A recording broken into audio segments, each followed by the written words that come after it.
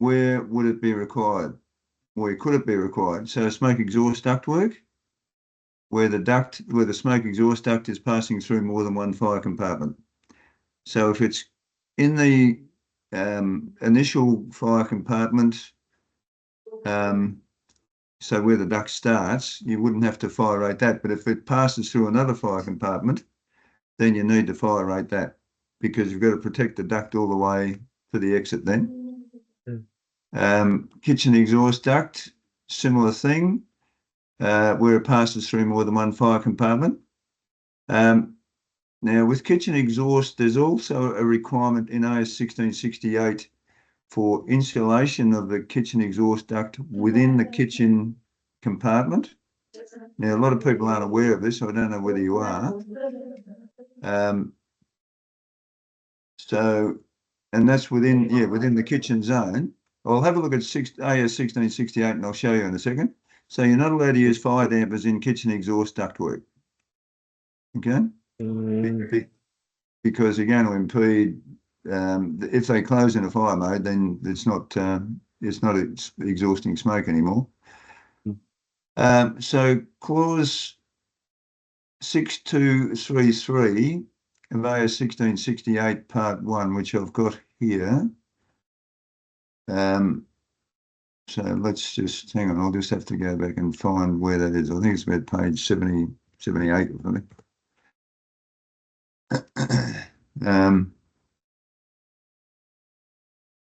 Right, clause 623, 3. Ducts within the compartment being served. Sorry. Ducts within the compartment of the kitchen hoods being served shall be not closer than 300 millimetres to any combustible material, or shall be insulated to achieve a fire resistance level of -30. The third one means 30 minutes of insulation. Okay, so for the purposes of this clause, a glass wool or rock wool insulation with a thickness of 25 millimetres and resistivity of 28 square metres K per watt is deemed to achieve that requirement. So is this something that you're aware of? No. Okay, so you've got two options. One is to separate the ductwork from any combustible material by 300 millimetres, but really you don't have any control over that. Once the ductwork's installed, other people can come along and install things all around it, even drape them over the top of the ductwork. We wouldn't know because you're not there to check on that. So the safest way is to stipulate insulation of kitchen exhaust duct within the kitchen zone, external insulation, so that if there's anything touching it, it's not going to get hot and start a fire. That's the idea of it. And it is something that a lot of people are not aware of, and it frankly doesn't get done very often because people aren't aware of it. But strictly speaking, a certifier could reject the installation based on that. So that's an important point. But how long or what is the length from the do we need to insulate? How long or probably the length of the ductwork we need to insulate? Is this just the all of the duct? If all of the duct, if there's like combustible materials that could be placed in that? Yeah. So from the hood all the way to where you go outside the kitchen zone would have to be insulated, but not fire rated, just insulated. But then when you go into the next compartment, then it has to be fire rated. Yeah, and you can't have a fire damper in there. Okay. So we will just insulate based on the kitchen zone. Then if it's outside the kitchen zones, but it will not pass on the other fire compartment, it will not be fire rated, but it's just ductwork, right? But if it will be passing to another compartment, it will be fire rated. Correct. Yeah. So if you go directly to outside, for instance, let's say you got a fan on the roof, exhaust fan on the roof. You'd insulate the duct in the kitchen, but as soon as you go through the roof, you don't need to worry about it. But yes, if you're going through into another fire compartment, And sometimes you go from a kitchen, excuse me, into a plant room. mm, So then you'd need to fire rate the duct in there, mm, unless the certifier says you don't have to. So this is another thing. So building certifiers or fire engineers might do some modelling and say you don't need to do that. But if you don't have that instruction from them, then we have to do it. I've But worked on jobs. how about those? We have the flat pack duct, right? That hard to slab for the residential, right? So it will begin to the flex duct that to be insulated, not on the flat pack duct, right? The flex It's duct, just did you say? yep. Because we have like on the most on the residential we have 300 by 70 flat pack duct that hard to slab. Then Yeah. we will having a flex to the hood, right? So the flex will be insulated but not the flat pack duct because it is already hard to slab. Yeah, let's in residential it's a bit different. This is talking more about in a commercial situation. Mm, Um, so in a residential apartment, you're in a single fire zone. mm, Um, you wouldn't need to insulate the duct in that case because mm, it's a different situation in a residential apartment. mm, Um, although it doesn't really stipulate that, but mm, I think you'd find that you wouldn't have to insulate it in a residential apartment. I'm sorry if I confused you there. mm, This is more for a mm, commercial kitchen. mm, But with a residential, and we're going to talk about this in a minute anyway, mm, mm, um, you can't have fire dampers in that either, but you can mm, have subducts where you go. If you're joining into a common riser, are you talking about a mm. common riser or going straight out the side? Going straight to the balcony. Right. So you don't need to do anything in that case. Okay. Okay. Yeah. Because you're going directly to outside from Yep. a single fire compartment, then you don't Mm, need to worry. mm, It's more about where you have, like in a commercial kitchen, where you have lots of services in a ceiling space.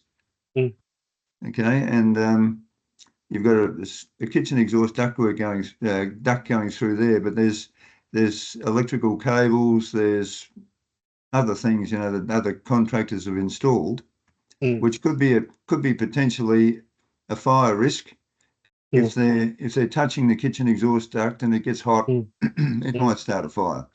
Cables are mm, probably the most susceptible because electricians quite often just tend to drape them over the top of the duct, mm, and if they get hot, they might start to melt or start to burn, mm, and that's where the problem is.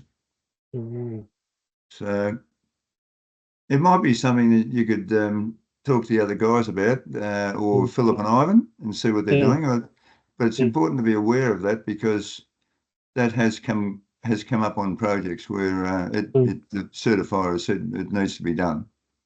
mm, However, on other projects, the fire engineer said it doesn't have to be done. So mm, it's really just being aware that it's there, mm, and if there's no information from a fire engineer that says you don't mm, have to do it, then you should do mm, it. But Okay. but Okay. but not But not for residential. yeah, but I need to know to the architect where is the kitchen zone, right? Because basically most of this like a cold shell, and we will just put like this is for the tenants if it out stub out for the future tenant. So we need to ask for the architect that this is where is the kitchen zone, so we could put insulation on it. Yes. Yep. Yeah. Yep. Definitely. As you know, every job's different, so you've got to Mm, treat each job on its merits. And I'm mm, trying to give you some general ideas. mm, And one job that I'm thinking mm, of, we it was a commercial kitchen. mm, We went through straight into a plant room. There was a mm, kitchen exhaust fan in there. mm, We had to fire rate the duct mm, and install the kitchen fan in a fire rated enclosure. So mm, I'm going to talk to you about these as well. So we'll just continue on. Yeah. Now there's another, fire dampers aren't allowed. So refer to, again, AS 1668 clause 33C. So if you need to have a look at what systems don't have fire dampers, that they're spelled out in there. Car park exhaust, again, where the duct passes through more than one fire compartment.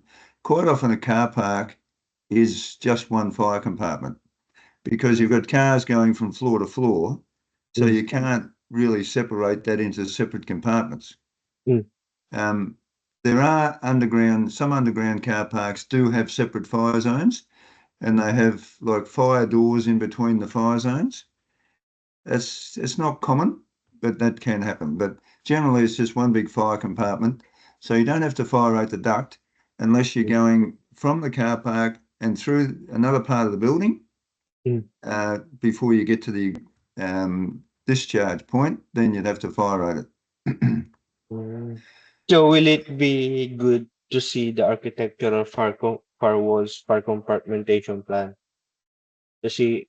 Because basically, if there's like we will be passing like a fire compartment room, then we need to fire rate it, right? Yep. Yeah, that's right. You need to see that on every job.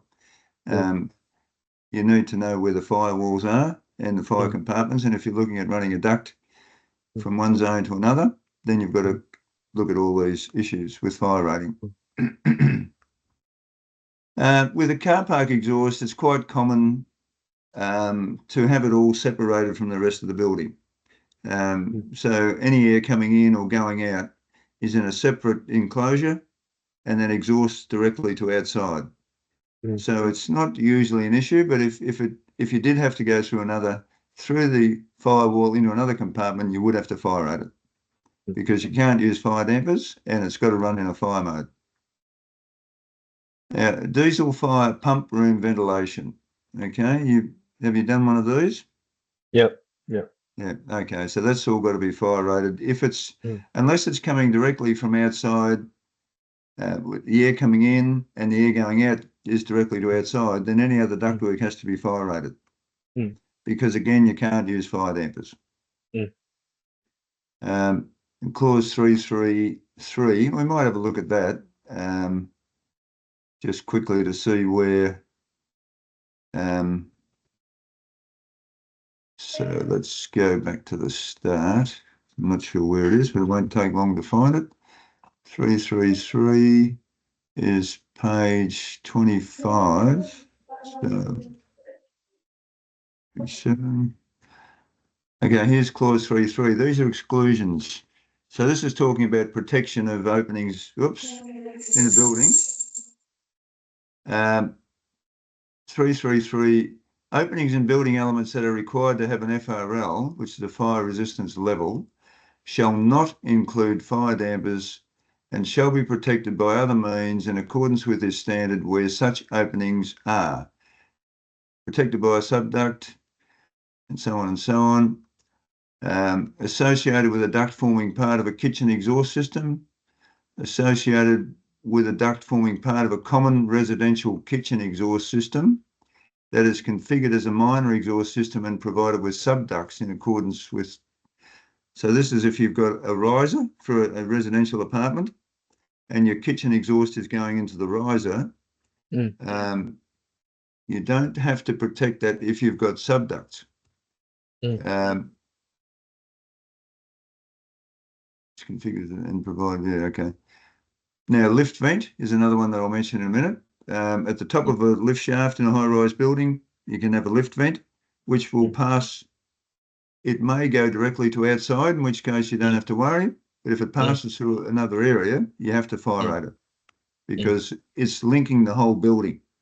And then the highlighted one is the diesel fire pump room, which shall be configured in accordance with clause 3.4, which says fire resistant enclosing construction where a duct with or without a sheet metal lining passes from a single fire compartment directly to outside the building, through another fire compartment boundary or back into the same fire compartment without fire dampers at any of the openings, It shall be fabricated using construction that has an FRL with insulation and integrity equal to the requirements of construction required to separate. It's a bit of a mouthful. Basically, what that's saying is what I've been talking about. If you're going from one fire compartment to another, you need to fire rate it. Right. So, yeah, fire control center, lift vent duct. Now, stair pressurization ductwork. Have you done much with stair pressurization? No. Okay. Well, quite often the stair pressurization fan might be at the top of a stair. And if it's drawing air directly from outside, say through the roof or through an external wall, then you don't need to fire rate anything because it's already in the stair and the stair is protected. But if you've got a stair pressurization fan that's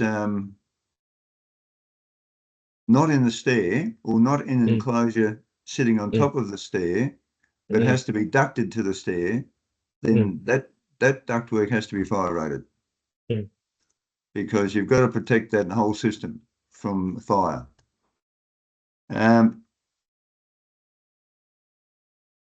So that's pretty much what I was saying there. So generally, the stair pressurization fans will either sit within the stair at the top or in an external enclosure at the top of the stair and then ducted into the stair, in which case it's a separate system. It doesn't go through any other compartments, so you don't have to fire rate it. Okay, so the systems that I've talked about here are primarily smoke control systems required to operate in fire mode, and you can't have fire dampers as they would negate the system function. Now, fire-rated shafts, excuse me. If an exhaust duct goes into a fire-rated shaft directly from the fire compartment, then you don't need to fire rate the ductwork. Okay, but you can only have one duct in that riser in that case. If you're going to have multiple ducts in there, then you've got to have some protection. If it's a smoke exhaust duct, and that's what we're talking about, you can only have one duct in the shaft. Does that make sense? Yep. Diesel fire pump rooms, well, we just talked about those. In that case, if there's a fire in the building and there's a diesel fire pump, that generates heat. It needs to have air to come in for the combustion in the engine. So you've got to have a supply air coming in and you've got to have an exhaust going out to control the temperature and to provide combustion air. So the supply and exhaust duct outside the pump room must be fire rated unless it's going directly to outside. You can't have fire dampers. As I said, the purpose is to enable the pumps to keep operating continuously in a fire mode.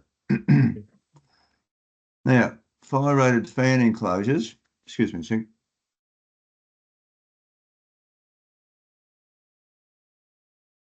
If fans are installed within fire rated ductwork, and this is quite common, they must be housed in accessible and test certified fire rated enclosures. I'll talk about some materials in a second. Straight after this, we'll look at some materials. It's preferable to locate fire-rated fan enclosures in a plant room or an accessible area so that you can get to the fans. So if you're going to put fans in a fire-rated enclosure, you just don't completely cover them up so you can't get to them. You still have to have access. I couldn't find a decent picture of a fan fire-rated enclosure, but I'll give you some examples of the sorts of things that are available.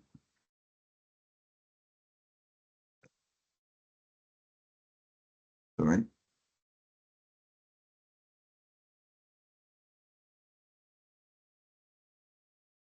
Okay, so firstly, again, it's not a very good picture, but this is fire wrap. It's just like an insulation material. It's got a foil outer facing, and it's a special insulation that has a fire rating. Have you used that at all? Okay, so this is one option for fire rating duct. The beauty of this is that it's fairly easy to install, and it's relatively cheap. Mm, The contractors who install it have to be certified to install it, but it's relatively easy and cheaper than other methods, which mm, will show you. So there's fire spray duct. That mm, duct there has been sprayed with a fire rated material to mm, protect it. There's another picture here that, so this is really a drawing of it. But this mm, is how they do it. mm, So that you've got the sheet metal duct, mm, and then they put a spacer in, they put this wire in there, which reinforces and holds the spray in place. So this is like a cement material that's sprayed mm, on. It's very heavy and it's mm, wet when you put it on, and it takes a bit of time to dry. And when they're applying it, it's very messy. So they have mm, to cordon off the area. They put sheeting around the area and spray it on so that it doesn't go everywhere. It's like holding a paint spray gun in the air and just spraying paint everywhere. It just goes everywhere. So it's a very slow process, and not as popular now as it mm. used to be. But is there like a specific when to use that fire spray to fire up, or like specific? Um, Oh, is Not there really. no? It's the contractor's choice, uh, Mm, and it depends on, I guess, at the end of the day, how much is it going to mm, cost to do it? mm. But Um, it is most usually expensive the fire spray than fire up, right? yes, I would say so. Um, Once again, as I said, for the fire wrap, you have to have qualified contractors doing it.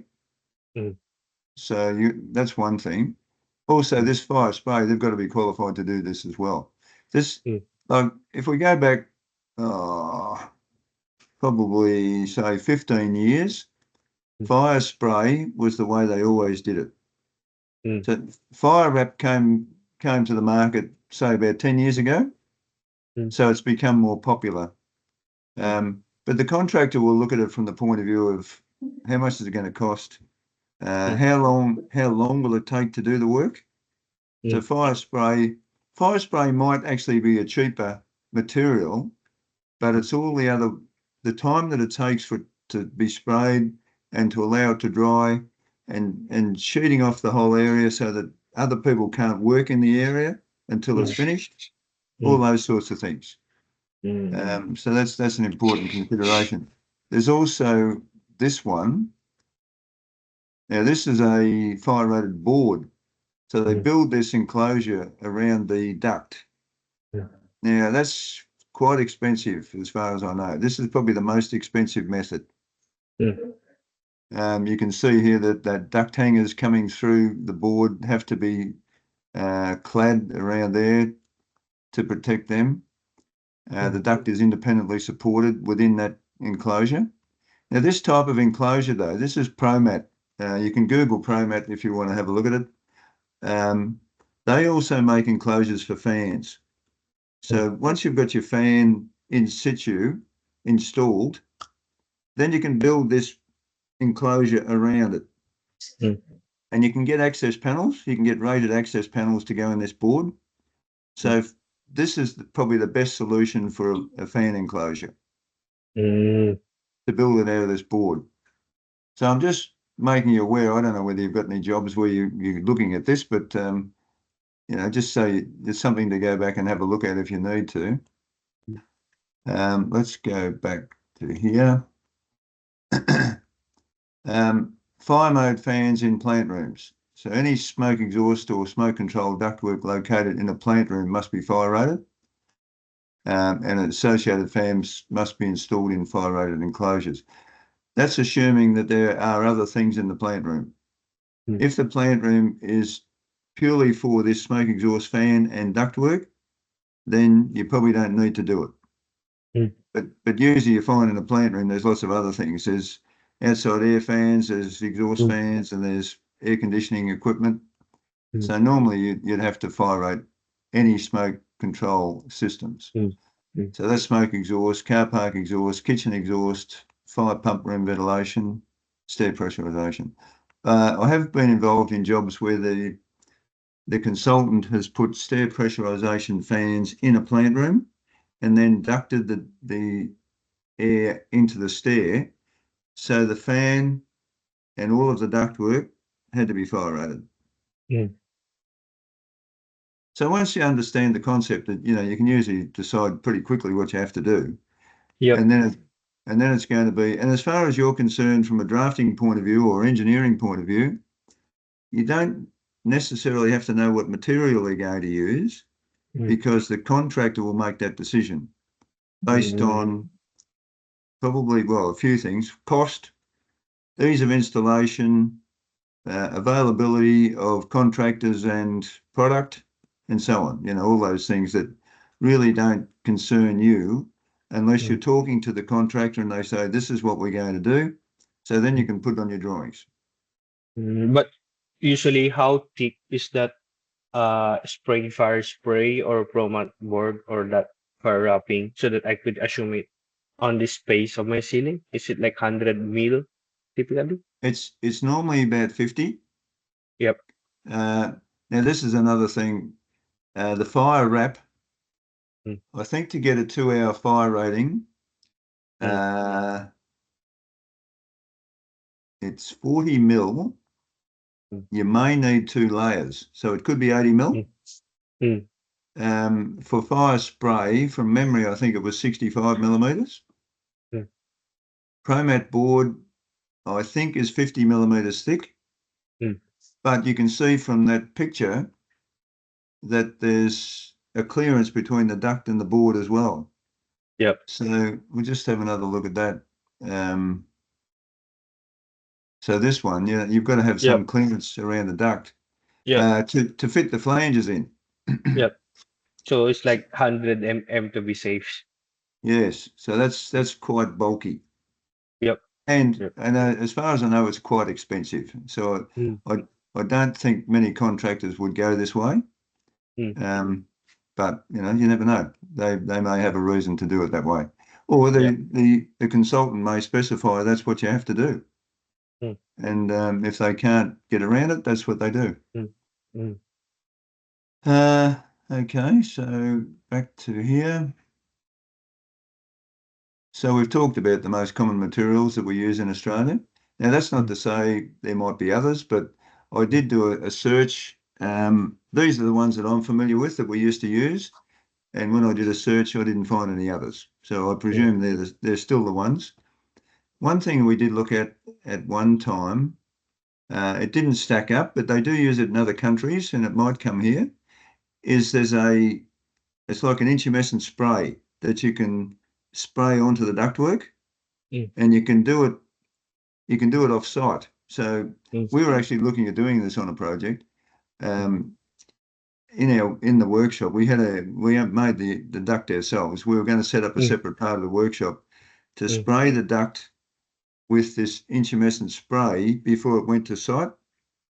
But when we looked into it, it hadn't really been used in Australia and wasn't certified. So really, we couldn't do that. But that might come. I think it comes from the mm, United States. You mm, know, they're doing things over there. They mm, may come here. mm, But be aware with anything that you do, if it's not if there's not in the NCC or not in an Australian standard, then it's not approved in Australia. mm, It doesn't just because it's approved in the United Kingdom or United States, it doesn't say we can use it here. mm, Un Unfortunately, I mean it doesn't make sense. We should be able to, mm. but we can't because you'll have some certifiers who say if it's not approved in Australia, you can't do it. All right, so that's that. Any other questions there? No, no. I think it's quite detailed. To get knowledge already on it. So Yeah. basically, probably putting the fan is based to prevent fan casing to put it on the same compartment where you will be supplying exhaust, so you don't have fan casing. I think that's the best way if you can locate it, so you don't have to enclose it with the Yes, fire up. exactly. Yeah. Yeah. Uh, Try and minimize the fire rating as much as you can by mm, putting things in the compartment, but you can't always do that. mm. With regards probably on the controls of the fire modes, like essential or non-essentials, which is to be essential, I think kitchen exhaust is could be wired to non-essential. Yes, Yeah. yeah. Also with the car park, I don't know. Probably there's close. I haven't yet read it Well, much, car but I park probably I have. exhaust. It's actually spelled out in those 1668 how you have to wire these things. Mm, mm, Um, Car park exhaust is, yeah, the wiring of that now is the actual wires mm, and the switchgear could mm, be classified as non-essential mm, or not fire rated. Put it that way, not fire rated, mm. but they are intended to run in a fire mode Yeah. Yeah. normally. Yeah. Um, and yeah, well, just think about logically, where does a fire start in a building? It's it's either going to be in the kitchen or the car park, Mm, those sorts of areas where you've got a source of ignition. yeah. So those systems have to be able to run in a fire. Mm, Yeah. And there's fire essential, there's non-essential, essential, fire essential. mm, Essential is usually um, powered by a generator, mm, so that there's power always available for it. Fire essential, um, well, it's got to be fire rated cabling, mm, and there's got to be a continuous power supply for that to mm, operate in the fire mode. mm. Uh, well, I've got some more things we can talk about, unless do you want to ask some more questions about this? No, probably because I have already experienced most of the far rated ductwork. Yeah, Probably have more detailed one. This is a more detailed one. yeah. Well, when you get a job, you just need to talk to us about it, and we can Yeah, work out what you have to do because yeah, every job's different. But you need to read the documents, understand what the requirements are, and then we'll take it from there. yeah, Do you want to have a look at economy cycles yeah, and ERV? Okay, yeah. I've sent you these notes, haven't I? I think I did. No, I'm looking at it. No. Oh, okay. Yeah, Well, I'll send it to you when we finish. So yeah, this is yeah. economy cycles and energy recovery ventilators. Mm, Because last week we were going to talk about this, but you had something else on, didn't you? yep. Okay.